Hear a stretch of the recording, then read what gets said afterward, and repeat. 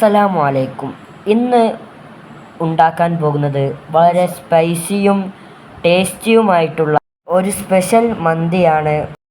ഇവിടെ എടുത്തിട്ടുള്ള 2 kg ചിക്കനാണ്. അതിലേക്ക് ആവശ്യത്തിന് ഉപ്പ് നമുക്ക് ആദ്യം ചേർത്ത് കൊടുക്കാം. ഇപ്പോൾ നമ്മൾ ഇവിടെ മാഗ്നേറ്റ് ചെയ്യുകയാണ്. ഗരം മസാല, പെപ്പർ പൗഡർ, മന്തി മസാല എന്നീ തുടങ്ങിയ പൊടികളെല്ലാം 2 ടീസ്പൂൺ വീതം ഇതിലേക്ക് ആഡ് ചെയ്യാം. എല്ലാ ഭാഗത്തേക്കും ആവുന്ന വിധം നമുക്ക് ആഡ് ചെയ്യാം.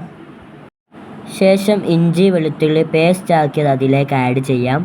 പിന്നീട് മല്ലിച്ചപ്പ്, 2 ക്യാപ്സിക്കം ചെറുതായി അരിഞ്ഞത്, പുതിന തുടങ്ങിയ സാധനങ്ങളെല്ലാം 1 സ്മോൾ പ്ലേറ്റ് അതിലേക്ക് ആഡ് ചെയ്യുക.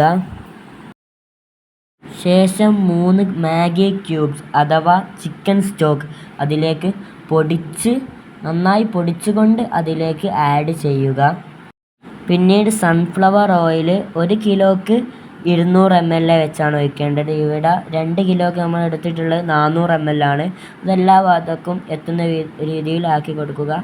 പിന്നീട് എല്ലാ മസാലയും എല്ലാ ഭാഗത്തേക്കും ഒന്ന് എത്താൻ, അതിൻ്റെ ഫ്ലേവറൊക്കെ എല്ലാ ഭാഗത്തേക്കും എത്താൻ നന്നായി മിക്സ് ചെയ്ത് കൊടുക്കുക. എന്നാലേ ആ ഒരു മസാലകളെല്ലാം എല്ലാ ഭാഗത്തേക്കും ഒന്ന് പിടിക്കുകയും എന്നാലേ അതിൻ്റെ ഒരു ഫ്ലേവർ ആ ചിക്കൻ എല്ലാം നമുക്കൊന്ന് ലഭിക്കുകയുള്ളൂ.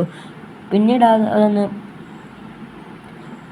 റെസ്റ്റ് ചെയ്യാൻ വെക്കേണ്ടതുണ്ട്. അത് ഏകദേശം ഒരു 1 hour ആണ് വെക്കേണ്ടത്. അത് ഫ്രിഡ്ജിൽ വെക്കുന്നതാണ് ഏറ്റവും നല്ലത്. ഞങ്ങളിവിടെ വെച്ചത് ഫ്രിഡ്ജിലാണ്. അപ്പോൾ ഫ്രിഡ്ജിൽ വെച്ചാൽ ഏറ്റവും നല്ലത്. 1 hour ചുരുങ്ങിയത് വെക്കണം. ആ ഒരു സമയത്തിനുള്ള നമ്മൾ റൈസ് നോക്കാം. നമ്മളിവിടെ എത്തിയിട്ടുള്ള റൈസ് സെല്ല റൈസാണ്. അപ്പോൾ അത് നന്നായിട്ട് കഴുകിയതിന് ശേഷം ആ റൈസ് ഒന്ന് പൊതിരാൻ വെക്കാം. അതിനു വേണ്ടി അത് വേവാനുള്ള വെള്ളം നമുക്കൊന്ന് തയ്യാറാക്കാം. അതിലേക്ക് നമ്മൾ ആഡ് ചെയ്യുന്നത് പട്ട, ഏലക്ക, ഡ്രൈ ലെമൺ 2 എണ്ണം കേട്ടോ, ഉണങ്ങിയ ലെമൺ 2 എണ്ണം. പിന്നെ സൺഫ്ലവർ ഓയിൽ അതിനനുസരിച്ച് അത് കൂടുതലായാൽ ടേസ്റ്റിന് ബാധിക്കും. പിന്നെ ഗ്രാമ്പു അതിനാവശ്യത്തിന് മാത്രം ആഡ് ചെയ്യുക. പിന്നീട് പൊതിരാൻ വെച്ച അരി നമുക്ക് ആ ഒരു നേരത്തെ തിളക്കാൻ വെച്ച വെള്ളത്തിലേക്ക് നമുക്ക് ആ അരി അതിലേക്ക് ആഡ് ചെയ്യാം. ഇത് വെന്ത് വരുന്നത് വരെ നമുക്കൊന്ന് കാത്തു നിൽക്കാം. ആ ഒരു സമയം കൊണ്ട് നമുക്ക് മാറ്റി വെച്ച ആ ഒരു ചിക്കന് നമുക്കൊന്ന് തയ്യാറാക്കിയെടുക്കാം. അത് നല്ല രീതിക്ക് മസാല എല്ലാം പിടിച്ച് വന്നിട്ടുണ്ട്.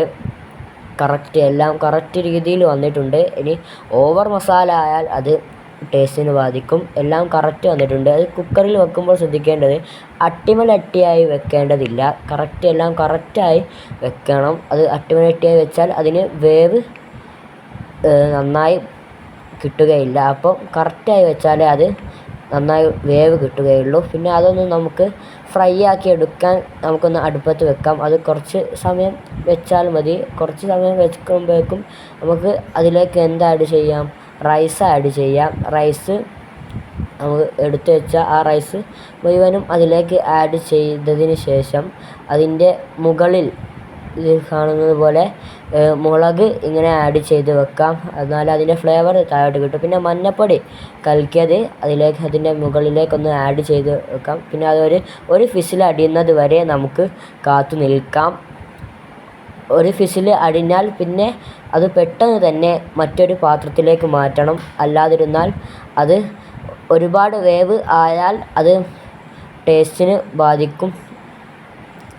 നന്നായി വെന്ത് വന്നിട്ടുണ്ട്.